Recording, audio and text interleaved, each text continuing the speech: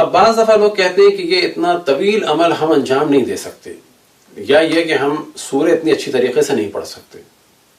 تو پھر امام نے ایک دوسرا طریقہ بیان کیا اور ارشاد فرمایا دوسرے طریقے کے بارے میں، وَإِن لَمْ تُحْسِنِي ذَلِكَ وَلَمْ تُحْسِنِي، اگر آپ ان سوروں کو نہ پڑھ سکیں، کہ اگرچہ آپ نہیں پڑھ سکیں گی، تو پھر کیا کر رہے؟ کررتی قل هو اللہ احد 1000 مرۃ، یعنی پہلے سورہ حمد پڑھیں 100 دفعہ، پھر سورہ توحید پڑھیں 100 دفعہ، پھر آیت الکرسی پڑھیں 10 دفعہ، پھر اس کے بعد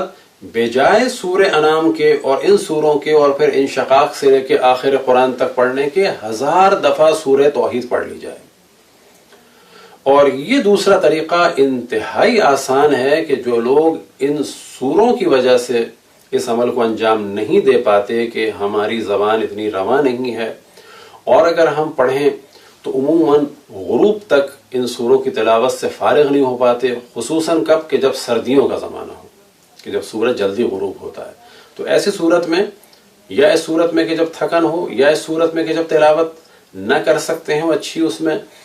غلطیاں ہوں، یا یہ کہ ٹائم بہت لگتا ہو، تو پھر 1000 دفعہ سورہ توحید پڑھ لی جائے ان سوروں کے بجائے.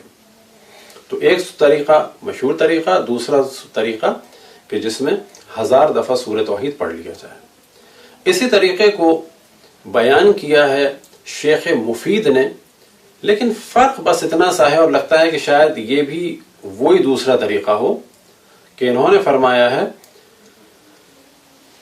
کہ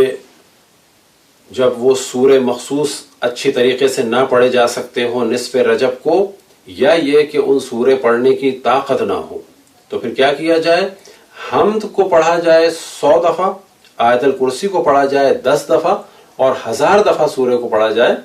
یعنی سورہ توحید کو پڑھا جائے آخر میں. شیخ مفید نے طریقہ جو بیان کیا اور جو دوسرا طریقہ روایت میں بیان ہوا، اس میں فرق یہ ہے کہ اس میں سورہ حمد کے بعد 100 دفعہ سورہ توحید کا ذکر نہیں ہوا، ڈائریکٹ 10 دفعہ آیت الکرسی کا ذکر ہوا. بس بہتر یہی ہے کہ اگر کوئی پہلے طریقے کے مطابق عمل نہ کر سکے تو پھر وہ دوسرا طریقہ، یعنی 100 دفعہ سورہ حمد، 100 دفعہ سورہ توحید، پھر 10 دفعہ آیت الکرسی، اور پھر 1000 دفعہ سورہ توحید، یعنی 1100 ہو جائیں گی.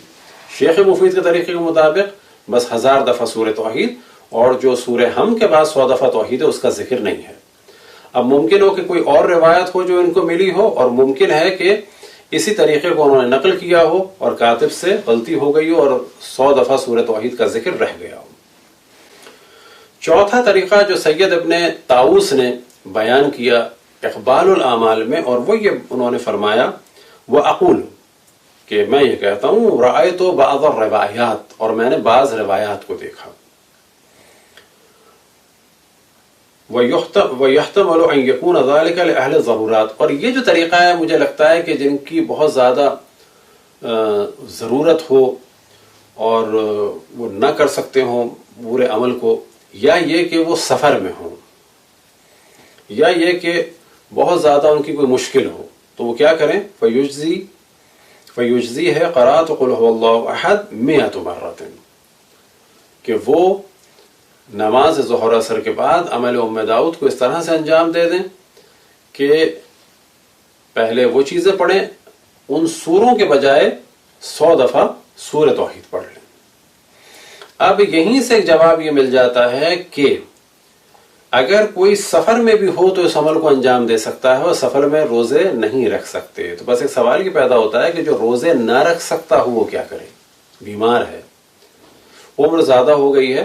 اب وہ چاہتا ہے عمل کرے، تو وہ بھی ان تاریخوں میں، یعنی 15 رجب کو عمل ام داؤد کو انجام دے سکتا ہے، کیونکہ وہ روزے نہیں رکھ سکتا. وہ کہ اگر روزہ ہو تو یہ عمل بہت ہی بہتر ہے. لیکن کیونکہ یہاں پہ روایت سے استدلال ہوا کہ سفر میں اس عمل کو یا جب مشکل ہو یا بہت کم وقت ہو تو 100 دفعہ سورہ توحید پڑھ کے بھی انجام دیا جا سکتا ہے، تو سفر سے واضح محسوس ہوتا ہے کہ پھر روزے کی ضرورت نہیں ہے. لیکن جو